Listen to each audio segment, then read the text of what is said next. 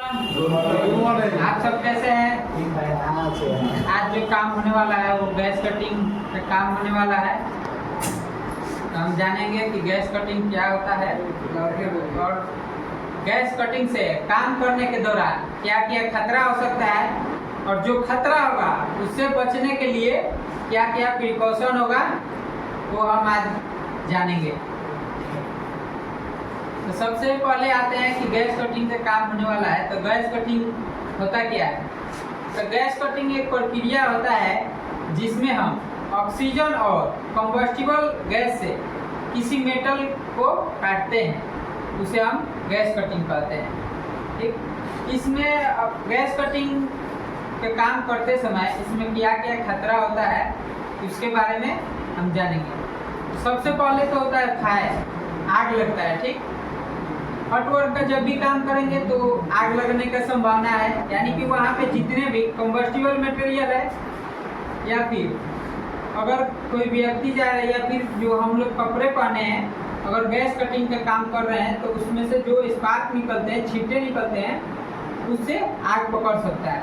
तो उससे बचने के लिए हम प्रॉपर तरीके से वहाँ तो पहले प्रॉपर तरीके से वेरिफिकेशन करेंगे, उसके बाद फायर वुड का इस्तेमाल करेंगे, उसको फायर ब्लैंकेट से बढ़िया से एकदम पूरा घेराबंदी कर देंगे, उससे फायर को रोका जा सकता है।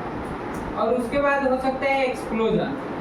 एक्सप्लोजन कब हो सकता है? मान लीजिए गैस से काम हो रहा है तो वहाँ पे ऑक्सीजन है, उसके बाद हीट भी है और वहाँ पे अगर कम्बस्टिबल मटेरियल अगर जलने वाला या फिर गैस ही है उसमें तो आग लग सकता है, पकड़ सकता है, उसे दूरी बना कर नहीं रखेंगे तो। या फिर अगर कोई लीकेज वगैरह होगा सिलेंडर में, उससे भी विस्फोट हो सकता है।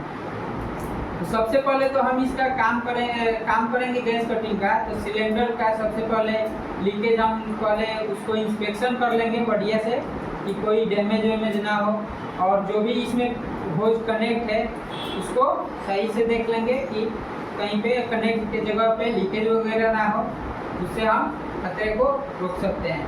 उसके बाद होता है ट्रिपिंग हजार्ड। ट्रिपिंग हजार्ड हो सकता है कि अगर हम काम कर रहे हैं तो उसका जो होज है इधर उधर उसको फैलाकर नहीं रखेंगे, तो फैलाकर रखते हैं तो उससे ट्रिपिंग हजार्ड होता है, उससे उलझ के हम गिर सकते हैं। तो उसको हम इधर उधर नहीं रखेंगे, उसको एक साइड से उसको बढ़िया से सजा के ले जाएंगे या फिर हम अपने सर से ऊपर से ले जाएंगे। ठीक है, यानी कि 2.1 मीटर के जमीनी स्तर से 2.1 मीटर के ऊपर से ले जाएंगे उसको बढ़िया से। उसके बाद इसमें हो सकता है बर्न, यानी कि जल सकता है।